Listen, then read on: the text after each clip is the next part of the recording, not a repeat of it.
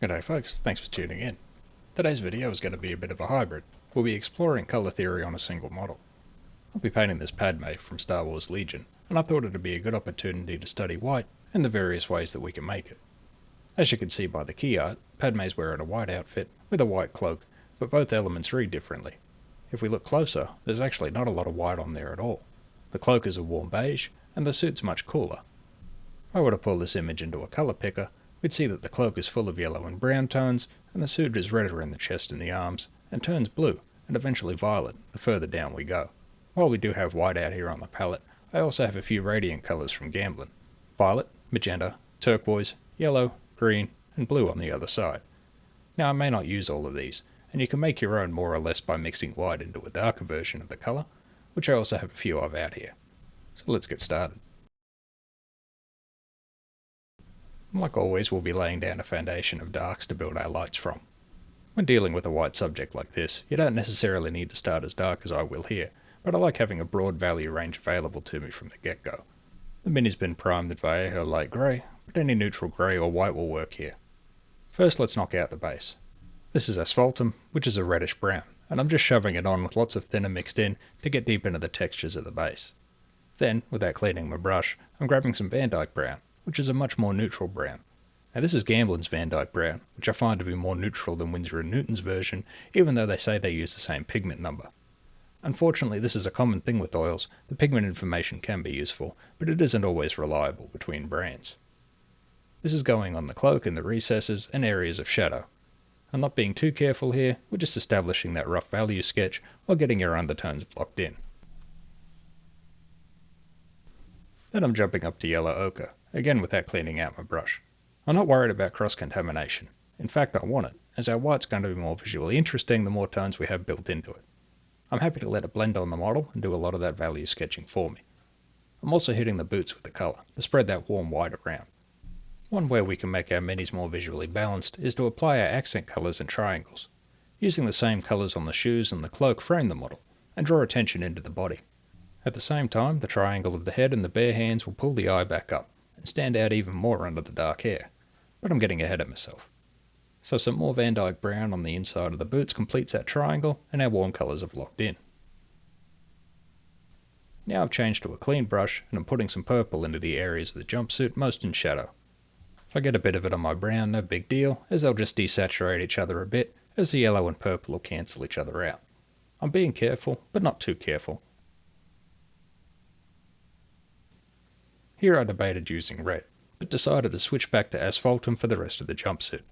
As mentioned, the yellow in it contrasts with the purple nicely, but as the Asphaltum is more reddish brown, it'll still give me some red, while looking distinct from the Van Dyke brown and the ochre. So on it goes, over the remaining parts of the suit. And a bit of Van Dyke brown into the hair, as well as on the blaster, which will also get some indigo added to it to make that chromatic black. Blue and brown is my go-to for black, and any combination should get you there.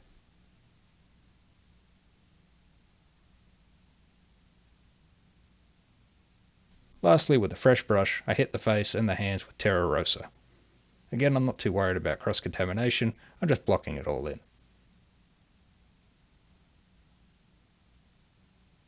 And there we go. It'll be white, I promise. We're going to let this sit for a few minutes, and then we'll wipe it all away for the next step. So once again we have our latex-free makeup sponges cut to a variety of sizes, which we'll be using to take away the bulk of our foundation. I want to be more careful about cross-contamination here, so I'm starting with the base, catching the boots on a clean edge before flipping and switching back to the cloak, but you can always just grab a new sponge for each part. You might be wondering why go to all this trouble when I could just paint with white from the tube. Well, I absolutely could.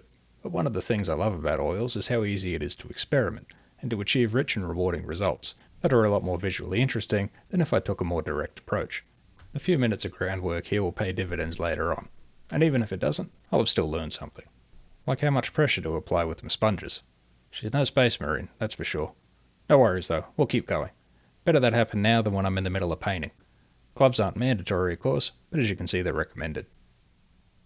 You can get a better glimpse of what we're going for now as I wipe away the jumpsuit. The brown and the purple are already greying each other out, but we've still got those rich purple shadows. The boots too are giving us a preview. but it's a long way from white.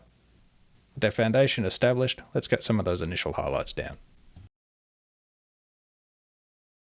We're going to start with the base to get it out of the way, and then move on to the rest of the mini. I'm using an old flat craft brush here. I've trimmed the edges off of it to make it more of a filbert. These big soft brushes are great for getting those early layers down, as they give great coverage, and the shape lends itself well to blending. I'm jumping right into the yellow ochre, which is quite transparent on its own, and spreading it on the base. I then add some white, and gently overbrush it against the raised edges. In a few seconds we've got a table-ready base, though it doesn't quite look like geonosis. Some brilliant yellow pale back into the ochre should give us some more saturation, and while that's still not perfect, it'll do for now. I'm grabbing some straight brilliant yellow pale and diving into the cloak. We don't need to layer in increments with oils, particularly when we're shooting for a white over such a dark foundation. You can see it mixing as I work my way down, so I'm frequently going back for more to keep it purer. The goal isn't to get to white at this stage, but to get the value up, and to lower the overall saturation. You can see it darkening on the palette, which is always a sign to grab a bit more.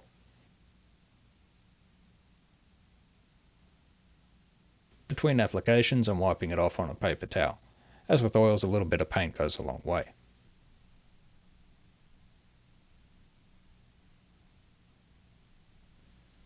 Now I'm using that same brilliant yellow pale, but this time on the jumpsuit. Same approach, soft directional brush strokes from light to dark. Even though it's the same highlight colour, the result's very different, and the jumpsuit retains its cooler look. Now why green? Well, mostly for interest. Green and purple are also complements, so colour theory tells us they'll cancel each other out. In these shadow areas that look a bit too purple, the green will bring it closer to grey, as well as raise the value. And back in again with the brilliant yellow pale. Now it's starting to get dramatic. I haven't used white at all yet, but thanks to colour theory, our greys are giving the impression that a white is forming. A little bit on the cloak, and just spread it around, focusing more and more on those uppermost parts. I'm not worried about getting too bright, because while it may look that way on the mini, on the palette our grey mixes way away from white in terms of value. And again, even though we're using the same colour to highlight, our whites are turning out very differently thanks to that foundation. But it is still looking a bit of a mess. So let's take a quick detour to re-establish some details before we move on. I've got a smaller filbert brush here for the skin, which took a big hit in the last stage. Some Terra Rosa will bring it back, and if we're careful with it, we can preserve some of those accidental highlights. A bit of brilliant yellow pale into Terra Rosa gives us our highlight, and we lightly brush it on the face and the hands, letting it catch on the raised parts and blend our highlights for us. For the hair, reintroducing some Van Dyke brown will help de-age her. We'll need a bit of it here to pull the value back down. Then we can add some white or brilliant yellow pale and gently dust it over to catch the light.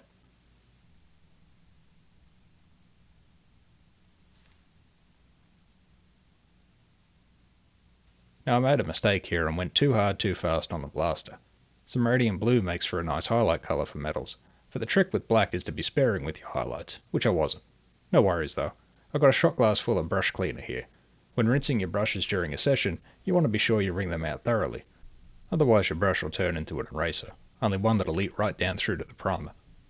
I've come back in with my Indigo to give the blaster a once over.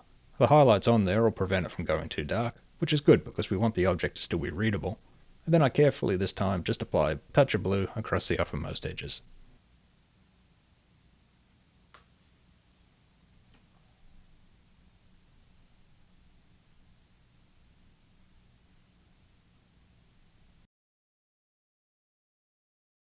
I like to take time out partway through the main colours to block in the details. It helps give context to the model and also gives our paint some time to set, which will make it easier to work with.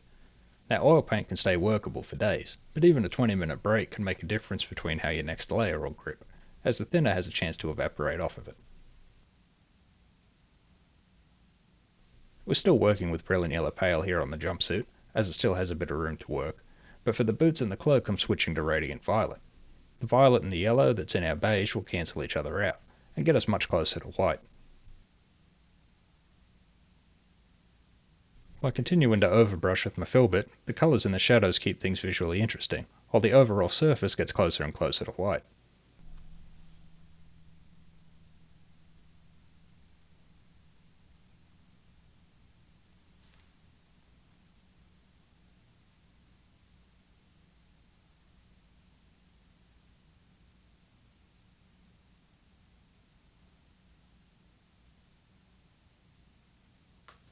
finally, with a clean brush, it's time to introduce some white. Very gently on the tops of our shapes, being sure to go back frequently for more, because it doesn't take much at all for it to get lost. We can use that to our advantage though, working in a smaller and smaller area, bringing up that intensity where the light would hit things the most. Now this whole time you probably noticed that while our colours are good, things have gotten real streaky. This is common when working with oils, but it's easy to fix.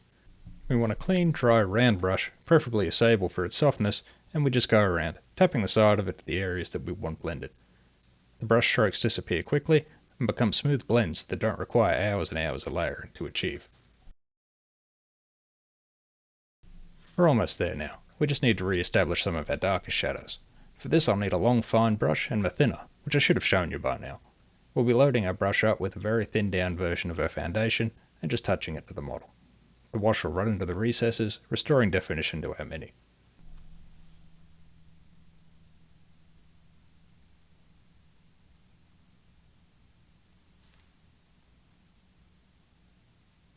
Now if you're thinking that the foundation is too dark against our white, you'd be right, at least for these upper areas like the collar.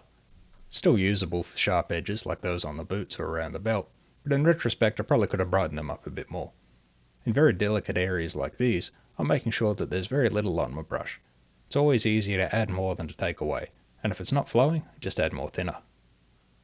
Thankfully, any mistakes we make can be easily cleaned up with our blending brush after giving the thinner a couple of minutes to evaporate.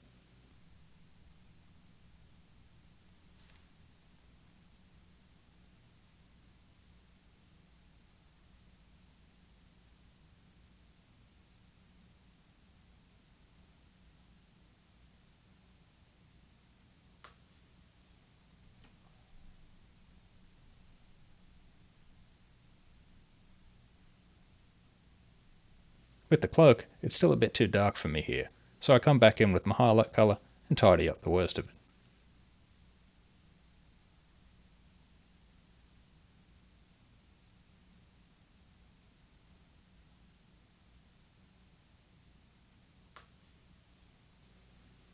And here I realise that the belt should be a similar beige to the boots. No worries though, on such a small area it just takes a few seconds to shift that over using the same mixes as before. I also realised off camera that she has a circlet around her arm, so I touched that up using the same method as on the blaster. Every mistake with oils is just an opportunity to make something even better. And here I'm throwing a few more highlights on the chest, the arms and the legs, just to bring it all together.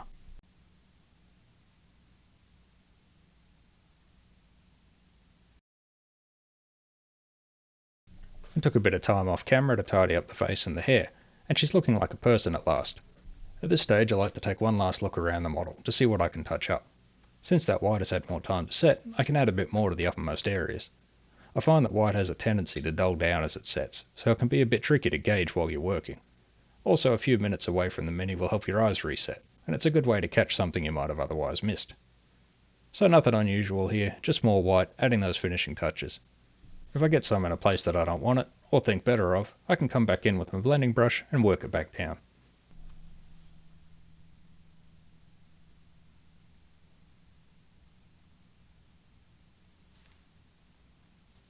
And lastly, just an additional wash to reinforce the shoes, and a few final touches on the face.